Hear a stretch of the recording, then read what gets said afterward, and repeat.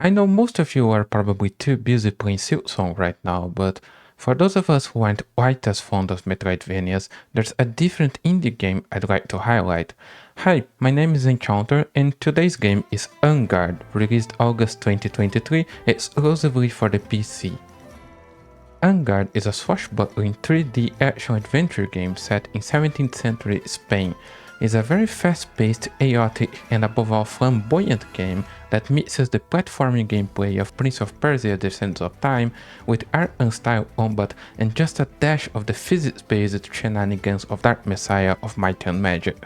Now, granted, it's not quite as deep as any of those, but Fireplace Games, the developer, makes up for it by adding their own ideas to the formula, clearly inspired by the classic sword and ape stories of old like Zorro, The Adventures of Robin Hood, and The Three Musketeers. The game has a linear, level-based structure that consists of combat arenas, broken up by platforming sections and the occasional story beat. Combat, as mentioned, is very similar to the Arkham series in that Adalia Devorador, the main character, is often outnumbered by her enemies and forced to parry, counter and dodge attacks from all directions, but where Batman is built like a tank and hits like a truck, making for a very deliberate, technical gameplay, Adalia is instead highly mobile but not very physically strong, forcing the player to always be on the move to avoid being surrounded and overwhelmed by guardsmen. Her enemies too are much more aggressive, often attacking in sync to overflow each other and allow themselves to rest and regain their stamina.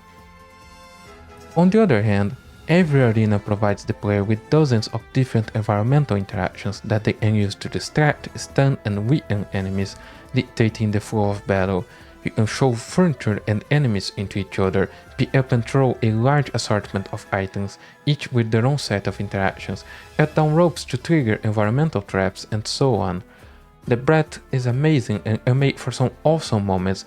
Adaga also has a set of special panache moves that have different effects on the battlefield while also healing her.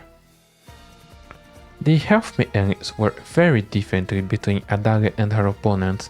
Adaga has a standard health bar divided into chunks and loses one of those chunks whenever she takes damage, while enemies have a guard bar that you have to drain by attacking and parrying their attacks before being allowed to damage them. Enemies have very little health, often 1 or 2 chunks, but can quickly recover their guard if allowed to rest. Stronger enemies in special recover the guard automatically if the player fails to properly parry or dodge their attacks. Lastly, there is no real penalty for dying due to En Garde's generous checkpointing system, which quickly sends you back to the start of the fight whenever you are defeated. Overall, it's a mechanically simple but intuitive combat system that relies on the player knowing when to fight and when to run, essentially becoming a chaotic little bastard who's always one jump ahead of the AI. The platforming sections, on the other hand, are simpler and serve as more of a breather in between fights, allowing the player to slow down and admire the views for a bit before moving on to the next arena. And those views really do merit admiration. En Garde has a vibrant and colorful art style, full of stylized characters and environments that bring a magical, fairy tale look to the game. The larger environments especially have this painterly filter on distant objects that remind me a lot of the illustrations in books I used to read as a child. That brings me to just how wholesome this game is. There's no blood, no gore, no suffering.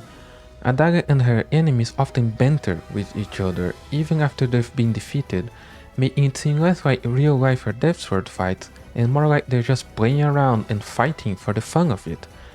Even the Count Duke, the main antagonist, looks and sounds like the villain of an old Saturday morning cartoon.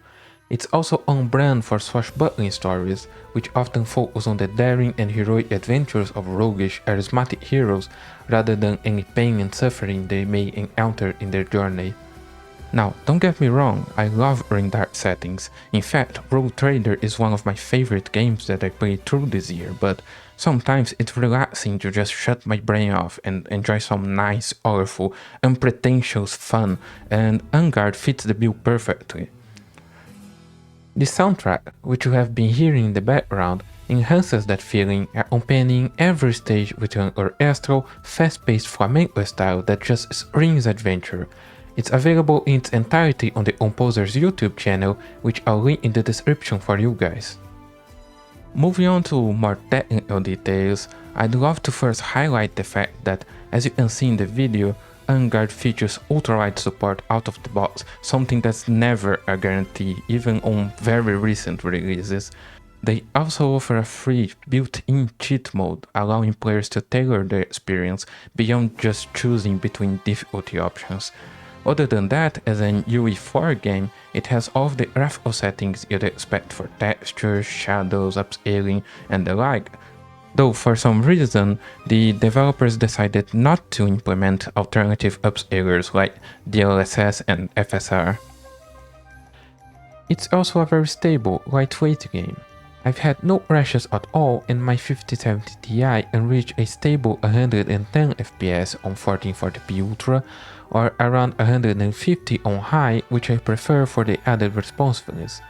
Of course, the 5070 Ti is one of the best GPUs on the market right now, but a quick Google search reveals a bunch of users achieving around 45 FPS on the Steam Deck, so most PC players should have no issues running it. Alright, you've probably noticed I've been nothing but positive on this game until now, and that was intentional. I've highlighted all of the good points, so now's the time for some criticism. First off, while it's great that En Garde doesn't waste the player's time with pointless grinding, there's just no getting around the fact that this game is just too short. There's only 4 levels, including the tutorial, which took me around 3 hours to beat in the highest difficulty. There's also an arena mode, which took me another 2, meaning anyone can realistically beat it in a single afternoon. There are some extra achievements to hunt, and every level has a set of secrets and challenges to complete, but they are no substitute for extra content. Second, the randomly generated nature of the arena mode makes it very buggy compared to the story mode. Enemies sometimes get stuck on the level geometry or worse, spawn in unreachable areas, essentially killing your run as there's no way to defeat them from a distance. Lastly, I wish it was possible to disarm and be disarmed by enemies. Disarming is such a dramatic, integral part of swashbuckling tales that I feel disappointed at its absence.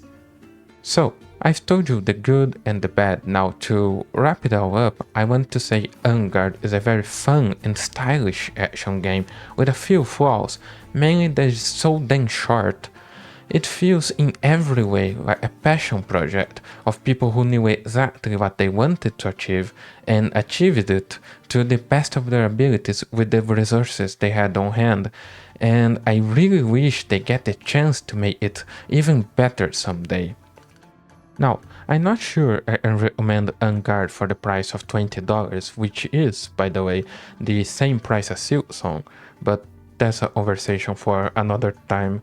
It's on sale until September 14th for 75% off though, or $5 for you guys in the US, and between the low price and Steam's refund policy, I highly recommend you give it a try.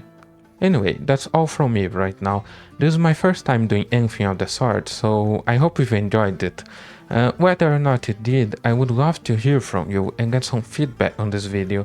What did you like or dislike about it? Suggestions for improvement, anything of the sort. I know there's a lot of holes to poke on this video, and the only way I can improve is by having others point them out for me, so thanks in advance. And see you next video. Bye!